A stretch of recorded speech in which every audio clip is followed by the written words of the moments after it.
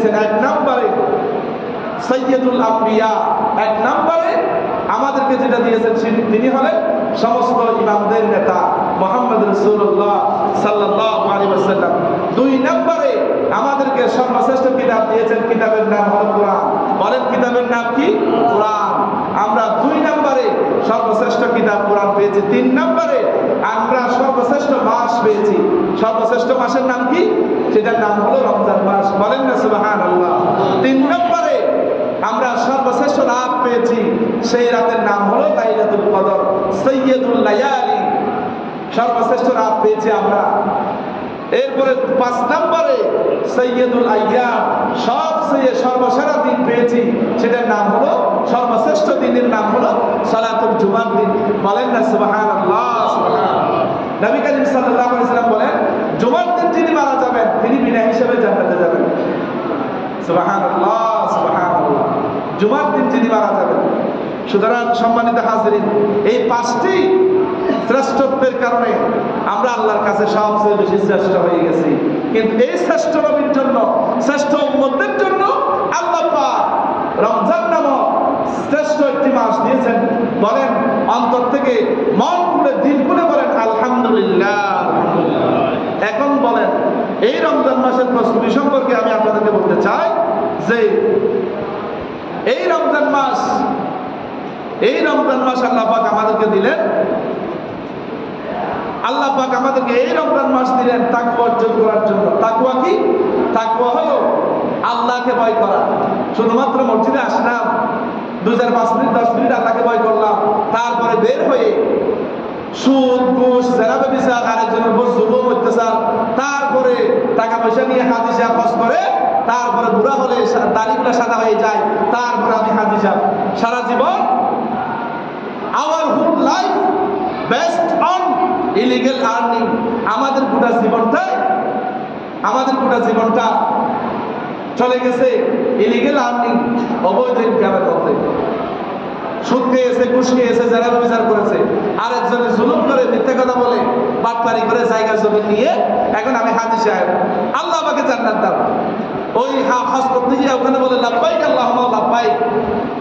ফেরেশতা বলে বেটা সারা জীবন মানুষের হক খাইছস, এখানে আসি বলস লাব্বাইক।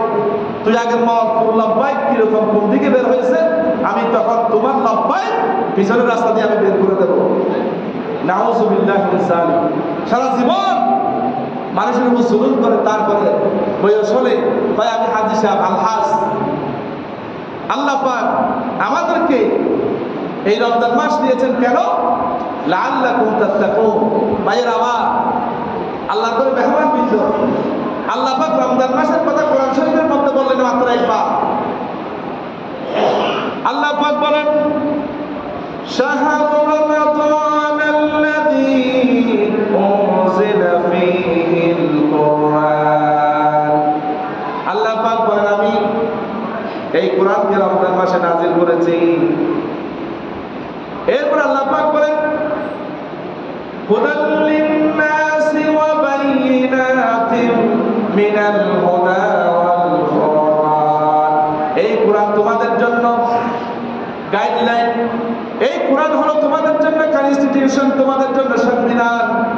এই কোরআন তোমাদের হেদায়েতের পথ প্রদর্শক হিসাবে আমি আল্লাহ নাযিল করেছি। সুতরাং ফামান শাহিদা মিনকুমুশ শাহরা ফালইয়াসুম। সুতরাং যারা রমজান মাস পাবে, রমজান মাসে তোমরা রোজা রাখবে। সুবহানাল্লাহ। আল্লাহ পাক বললেন শাহরু রমাদানাল্লাযী। গোটা কোরআনের মধ্যে কোনো মাসের কথা আল্লাহ বলেন নাই, একমাত্র রমজান মাসের কথা আল্লাহ কোরআনে বলেছেন। কেন? কারণ 11টি মাস আমরা অন্যায় করেছি, জুলুম করেছি। আল্লাহ বলেন এই এক মাস আল্লাহর কাছে গুনাহ ক্ষমা চেয়ে 11টি মাসের গুনাহগুলি আল্লাহর কাছে মাফ চাও। কেননা লাআল্লাকুম তাত্তাকুন। দেখেন আল্লাহ কিন্তু রোজা রাখলেই মুত্তাকি বলেন নাই। কোরআনের মধ্যে 200-এর উপরে আল্লাহ পাক তাকওয়ার কথা বললেন, আল্লাহকে ভয় করার কথা বললেন, কিন্তু আল্লাহ পাক বললেন লাআল্লাকুম, সম্ভবত তাত্তাকুন, তোমরা মুত্তাকি হতে পারো। অর্থাৎ এখানে আল্লাহ পাক 100% সিউরিটি দিয়ে আল্লাহ তাকওয়ার কথা বলেন নাই। এমন ভাবে রোজা রাখতে হবে যেন এই রোজা শুধুমাত্র আল্লাহর জন্য হয়। যেমন দেখেন আমি যদি নামাজ পড়ি আপনারা দেখতেছেন, আমি যদি হজ করি আপনারা জানেন, আপনাদের কাছ থেকে দোয়া নিয়ে যাই, এরপর আমি যদি যাকাত দিই আপনারা দেখবেন।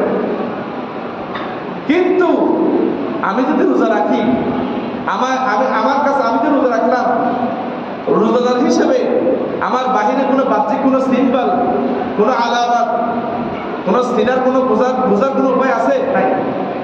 এই জন্য আল্লাহ বলে এই রোজাটা আমার কাছে অনেক দামি, এই রোজার পুরস্কার আমি আল্লাহ নিজের হাতে দেব।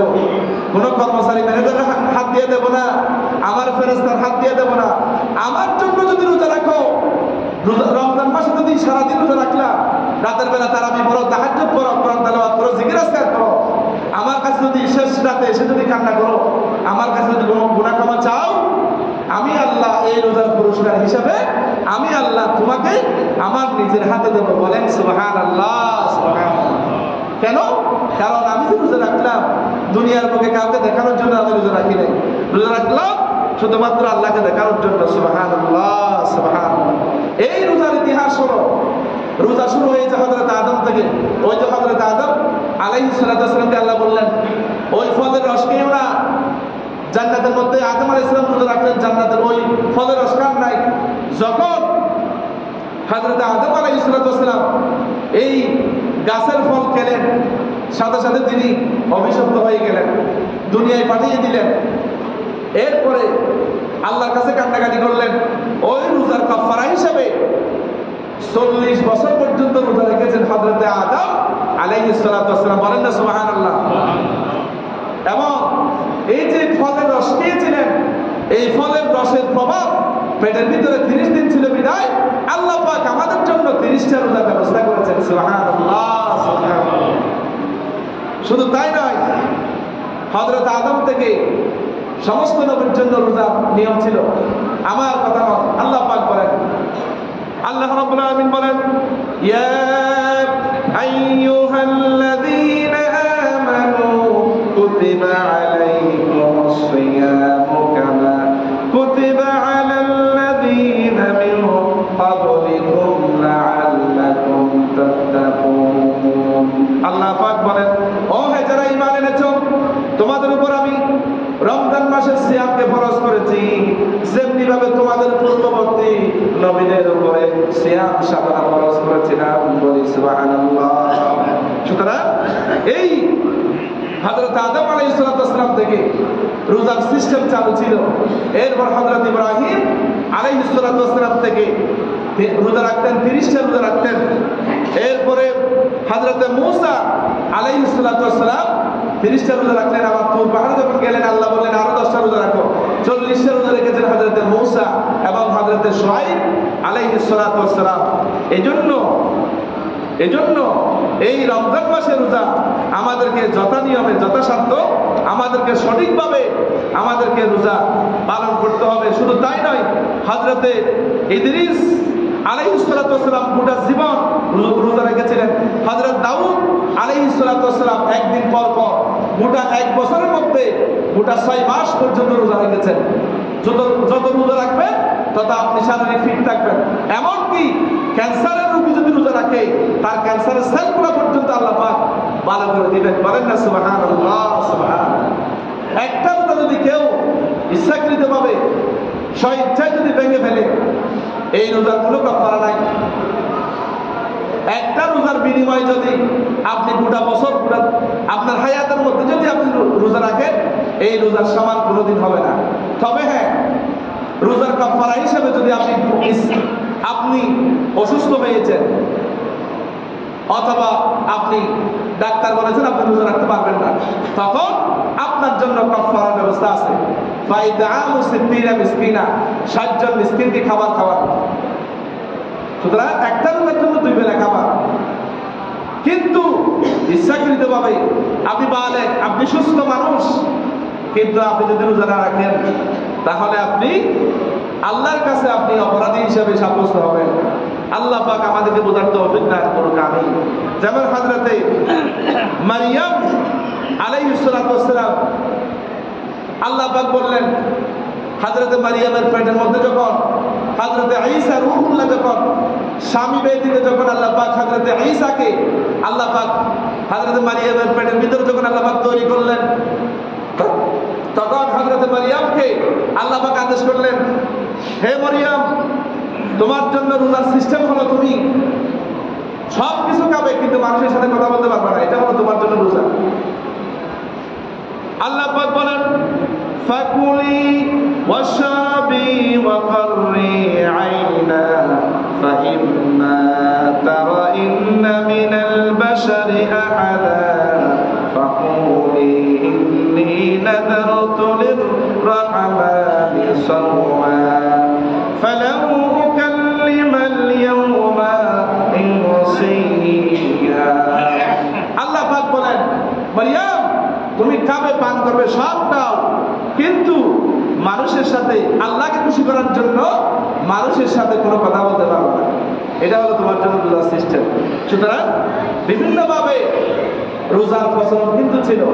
আমাদের দেশে হিন্দু বা যারা আছে তারা মেডিটেশন করে, ধ্যান করে, অথবা তারা অনশন থাকে বিভিন্নভাবে, তারা কিছু ফল ফলাদি খায়, অথবা তারা এভাবে কিছু সামান্য খায়, এভাবে তাদের জন্য অনশন। কিন্তু এই রোজা শারীরিক, মানসিক, বৈজ্ঞানিক অনেক উপকার আছে। আমি আপনাদেরকে মধ্যে আলোচনা করলাম যে রোজার প্রস্তুতি কেমনে হবে। প্রথমে প্রস্তুতি হলো আপনাকে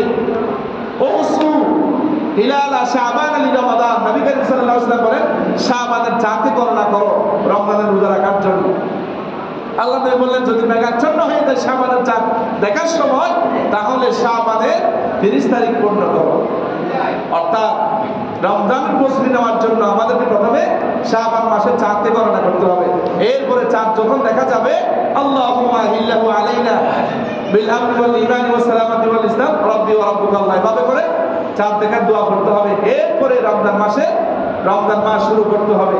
রমজান মাস যখন শুরু করবেন, এরপরে আপনার মানুষকে গালি দেওয়া, যত গুনার কাজ আছে, ফালা তাসলিমু ফিহি আনফুসাকুম, এই গুনার কাজগুলি বন্ধ করতে হবে, নেকির কাজগুলি চালু করতে হবে। আল্লাহ পাক আমাদেরকে বোঝার তৌফিক দান করুক, আমিন। হাদা মা ইনদি ওয়াল ইলমু ইনদাল্লাহ। ওয়াসসালামু আলাইকুম ওয়া রাহমাতুল্লাহি ওয়া বারাকাতুহু। যারা 4 রাকাত পড়েন নাই, 4 রাকাত পড়বেন।